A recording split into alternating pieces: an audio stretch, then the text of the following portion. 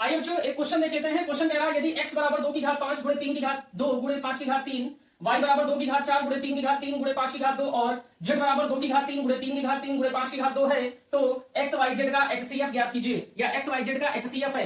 HCF निकालने के लिए हमको करना क्या होता है बेटा, उभयनिष्ठ अभाज्य गुणनखंड लेने होते हैं न्यूनतम घात के साथ। तो बेटा हमको निकालना क्या है, आप कहेंगे HCF निकालना है। किसका किसका निकालना है, x का निकालना है, y का निकालना है, z का निकालना है।